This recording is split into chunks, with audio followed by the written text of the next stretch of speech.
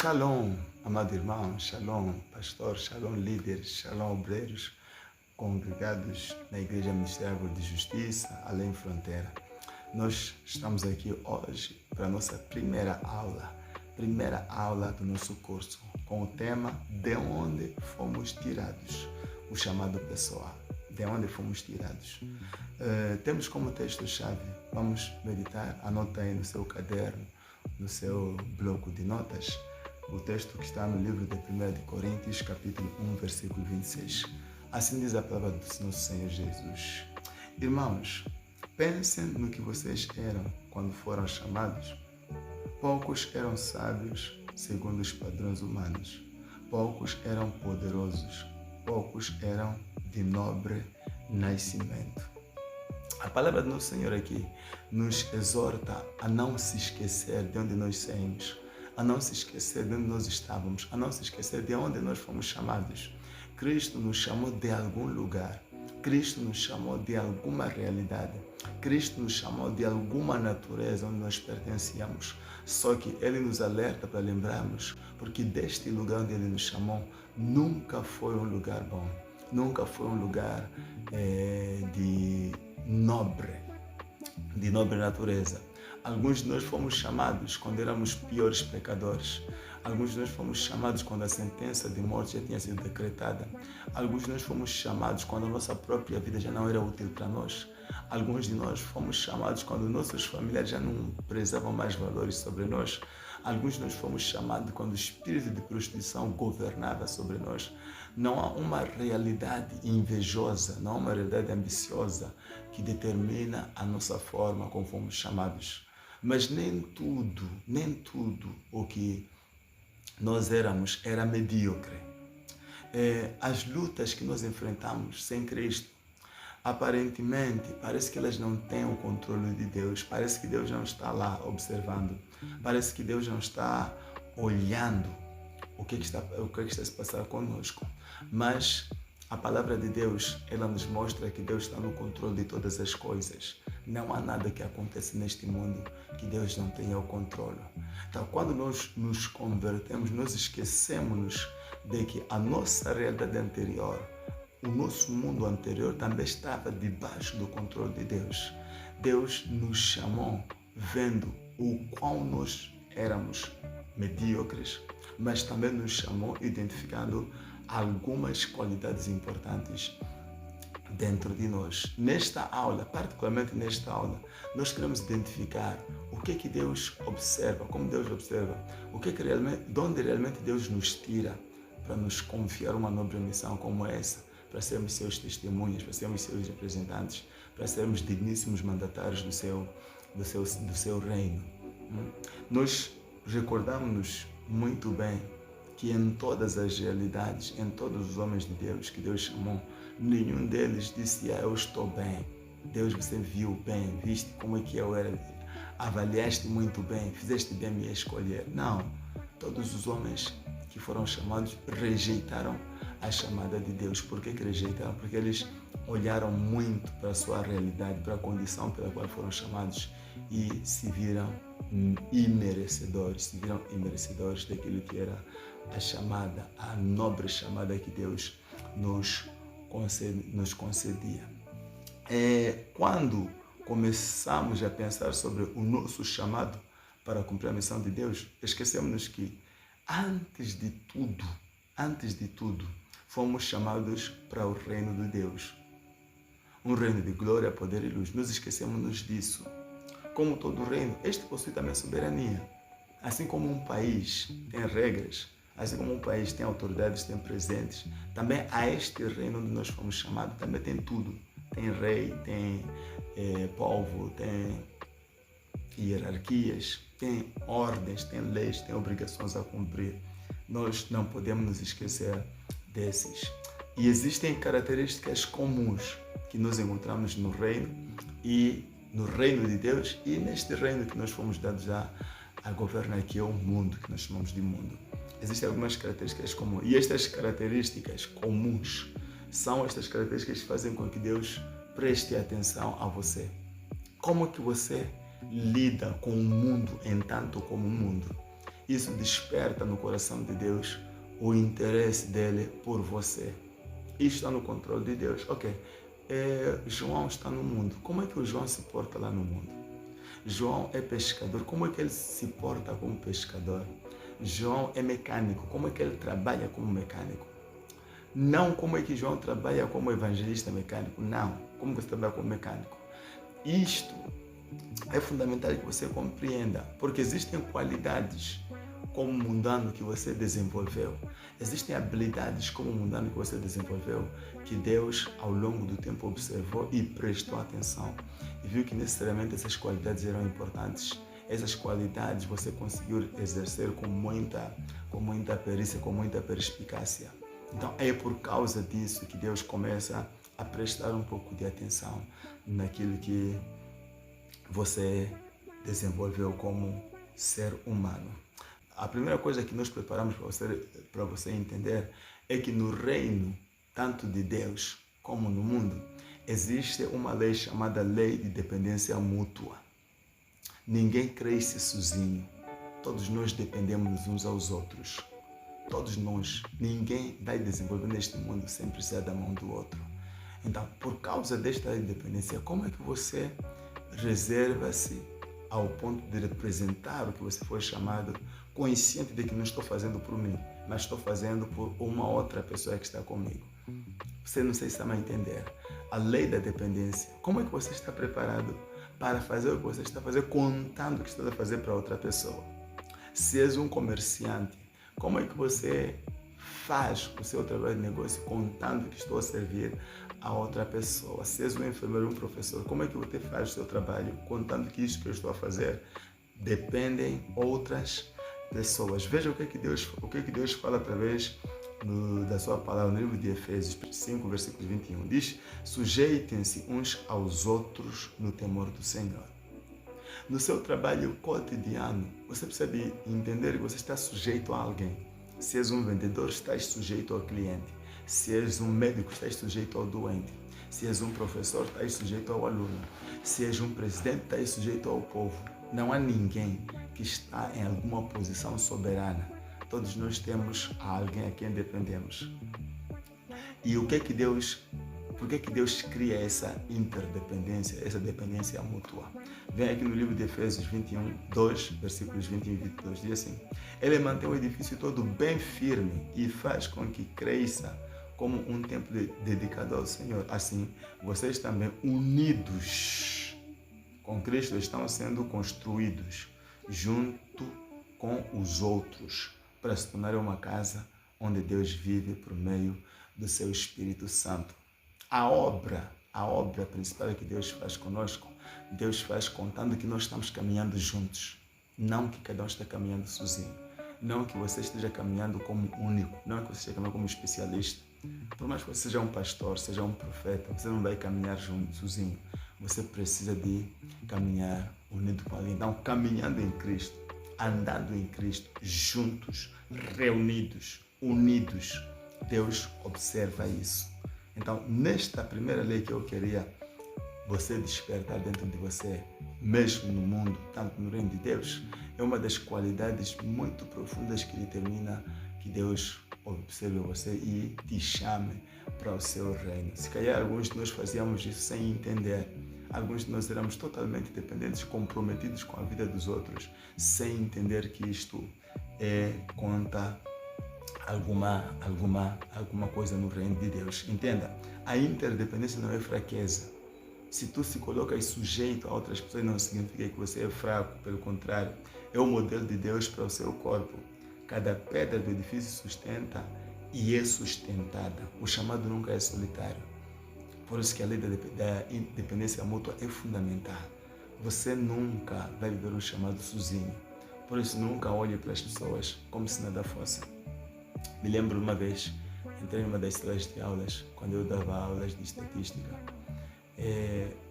Os alunos vinham de uma semana de bombas. Passava por um professor: vocês não prestam, outro professor, vocês são pinguins, vocês não prestam, vocês não estudam, né? Então, eles, cansados de ouvir aquilo, me perguntam assim: professor, todos os professores que passam aqui já nos chamam de nomes. Eu queria saber como é que o professor vai nos chamar. Eu perguntei para eles o que é que vocês são. Dizem que nós somos burros, nós não entendemos, nós somos pinguins. Eu disse, pá, eu não sei, mas para mim o meu desafio está exatamente nisto. Nisso que vocês são, onde reside o meu desafio.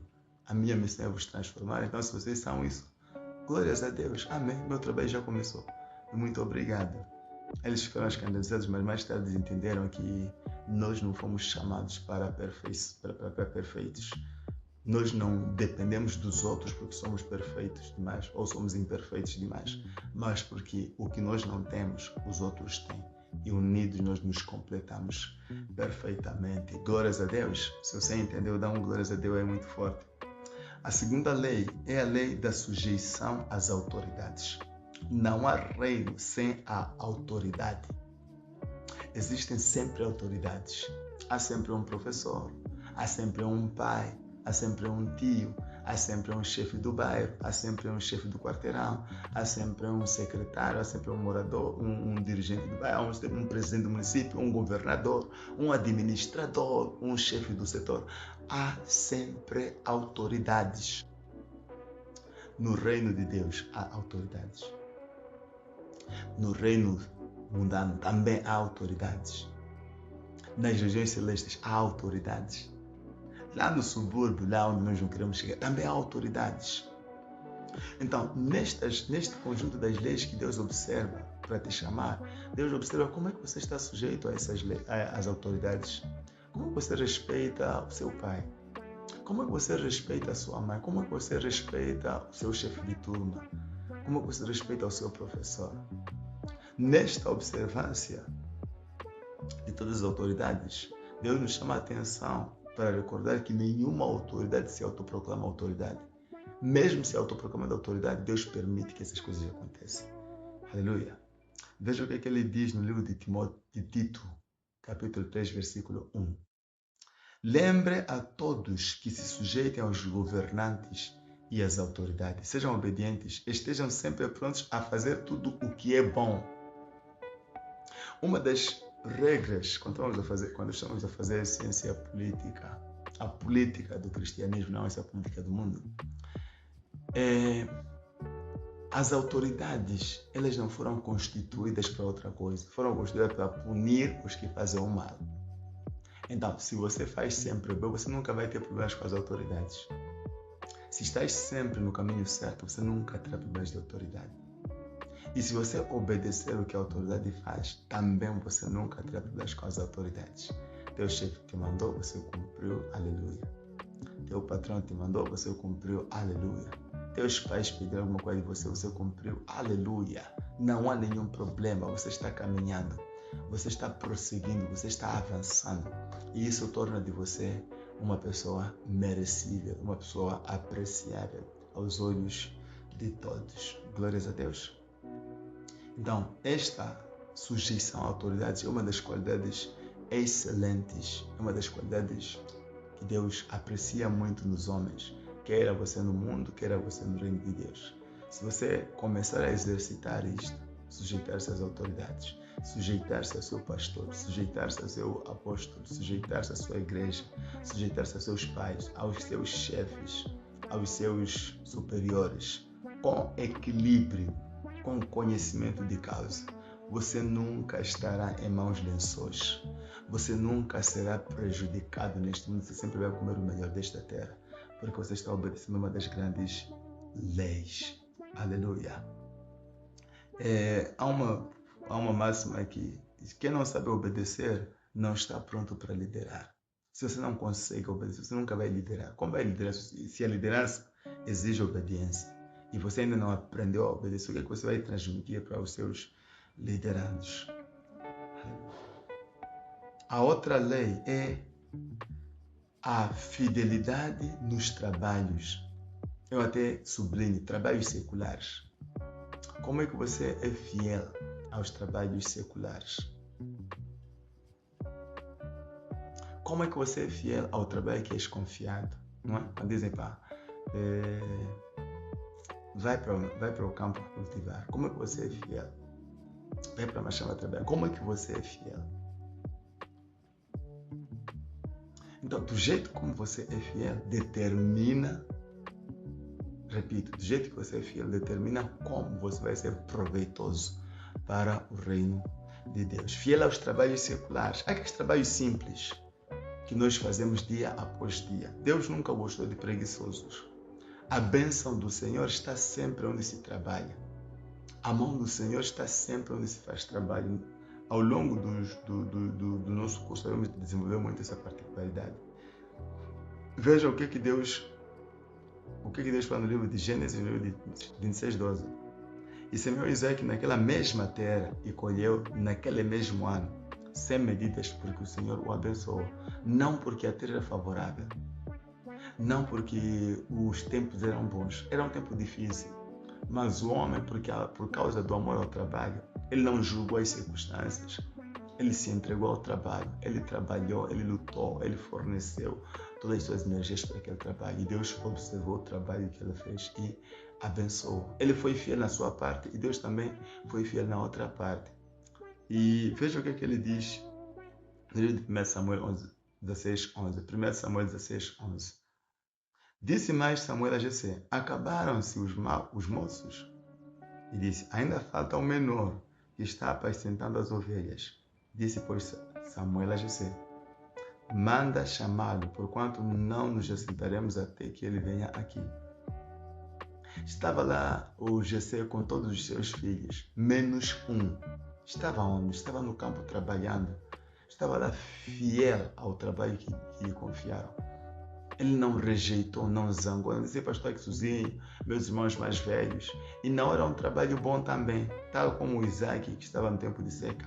Davi estava num tempo em que os animais ferozes, os lobos, os leões, eles atacavam os gados de qualquer maneira. E ele era menino, sozinho, naquele campo. Qualquer um de nós desistiria por causa das condições penosas a que somos sujeitos. Mas ele permaneceu não porque tinha condições boas, permaneceu porque foi fiel ao trabalho. Em algumas vezes, a nossa fidelidade ao trabalho não é testada pelas boas condições que somos dados. Não é testado pelo ar-condicionado que é colocado no nosso gabinete. Não é testado pelo transporte luxuoso que nos dá.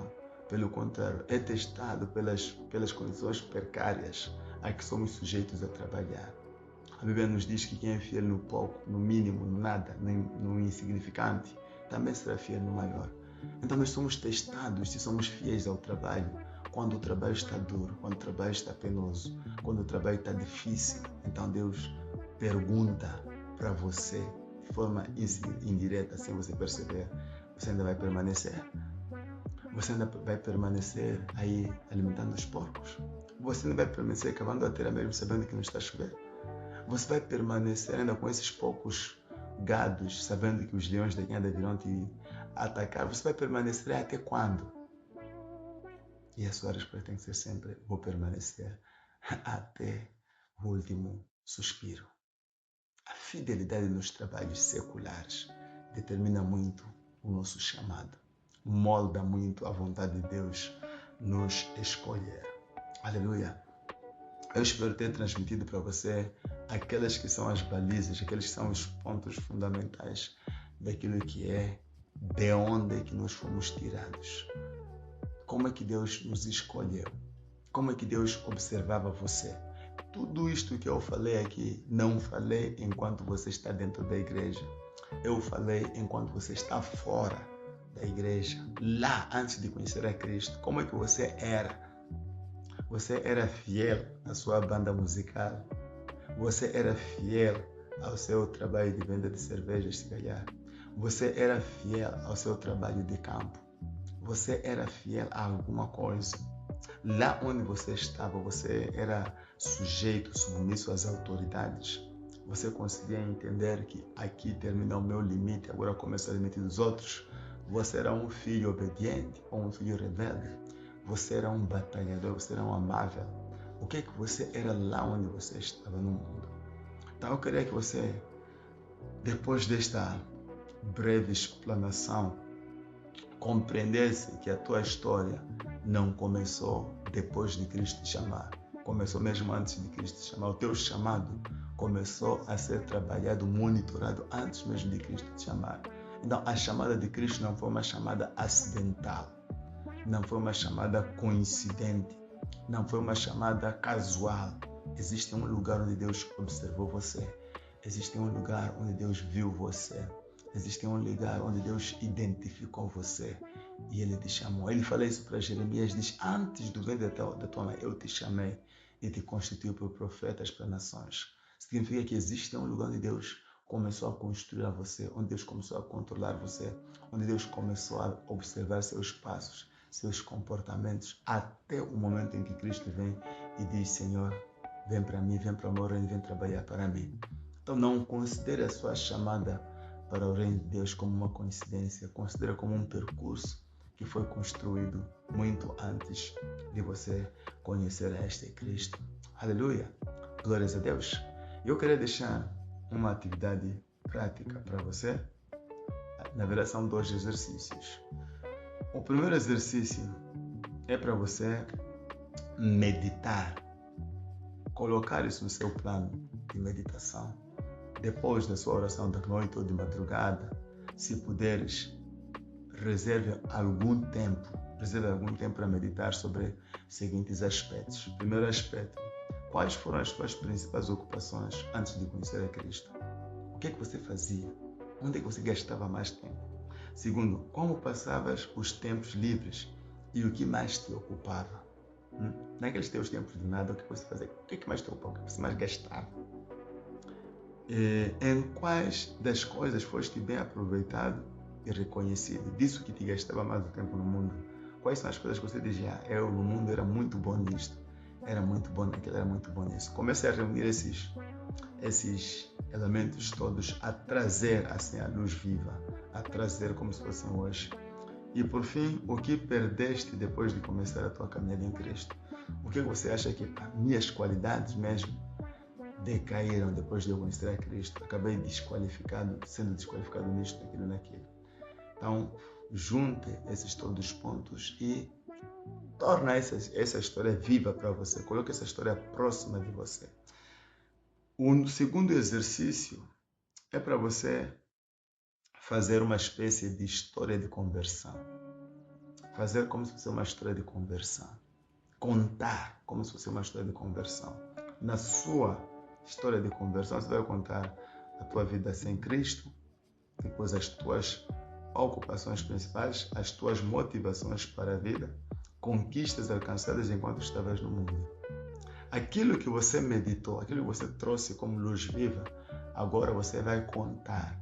Como eu disse, nossos exercícios vão ser sempre gravados. Você vai contar como quem estivesse a gravar, a contar para um amigo, como quem estivesse a contar para uma pessoa próxima de você. Eu, quando estava no mundo, eu antes de conhecer a Cristo Jesus, minha vida era A, B, C, D. Eu fazia muito isso aqui, colar e assim por diante.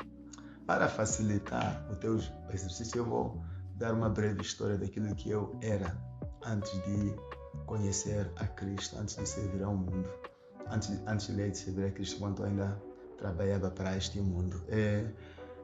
Primeiro, eu nunca fui um homem retido, um homem filhinho de papai, nunca tive essa oportunidade. Aos 15 anos comecei a me desligar dos meus pais, não porque não haviam condições, mas porque a própria história começou a se fazer em mim. Fui fazer meu curso de professores muito cedo ainda, 15, 17 anos. 19 anos comecei a trabalhar e o curso foi fora de casa e o trabalho também foi fora de casa, muito longe de casa. Escolhi trabalhar no Burundi, não tinha nenhum familiar sequer. Então, quando a vida começa a apertar, eu comecei a procurar mecanismos de sobrevivência. Comecei a procurar outras alternativas. Já era professor, mas foram 10 meses direto sem salário, sem nada. Outros mais 7 meses sem salário, sem nada. Então, eu tive que me reinventar. Nessa de me reinventar, eu recordei-me que eu tinha uma habilidade, que era de cantar. Comecei a procurar espaços para poder cantar. Experimentei ser barbeiro, experimentei ser vendedor, experimentei muitas outras situações. Mas a que mais colou foi ser músico. Quando eu consegui espaço para atuar e demonstrar meus talentos, passei a vida toda a trabalhar naquela área de ser músico. Até constituir uma banda musical. Consegui levar a banda musical para Maputo para gravar um disco. Já trabalhamos, já participei de muitos programas televisivos, festivais de grande tamanho, festivais de cultura, o primeiro festival de cultura a nível do país, participei, e muitos outros festivais, festival da música jovem. Já tivemos momentos muito grandes, até já ganhamos prêmios como das bandas melhores ao nível da província da Zambésia. Infelizmente a história começa a decair quando fomos gravar o disco.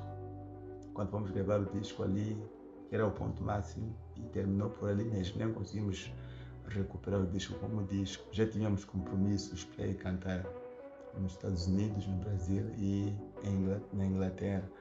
Todos os contratos terminaram aí mesmo, não houve mais nada. O disco não saiu e a carreira musical começou a ruir. Foi exatamente no tempo em que a carreira começa a ruir que Cristo vem, me encaixa e me chama para o seu ministério. Mas não foi uma vida fácil ser músico, porque enquanto eu trabalhava como músico, também trabalhava como professor.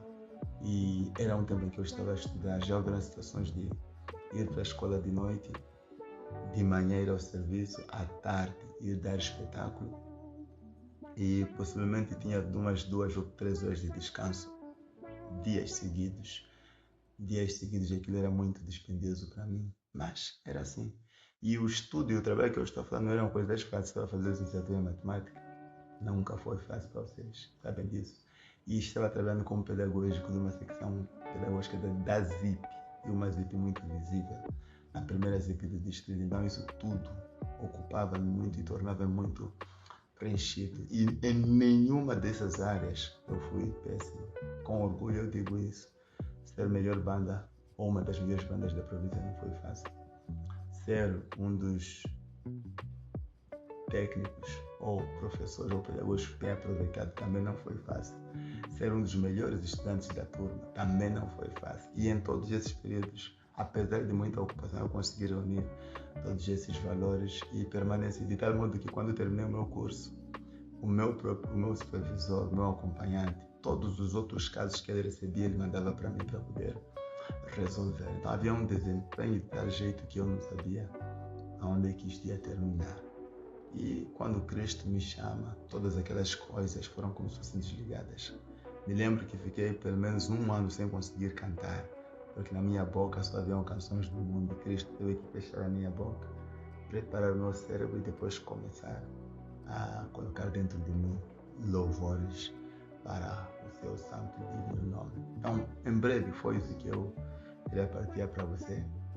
Qual foi a minha realidade, de onde Cristo me chamou. Espero ter facilitado a você também a contar de onde Cristo te chamou, e esta interação possa trazer para nós um pouco mais de luz e brilho daquilo que Cristo possa ser para nós. Louvado seja Deus.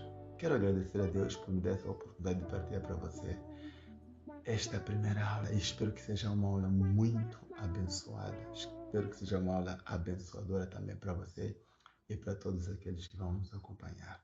Pela graça de Deus, até a próxima. Shalom.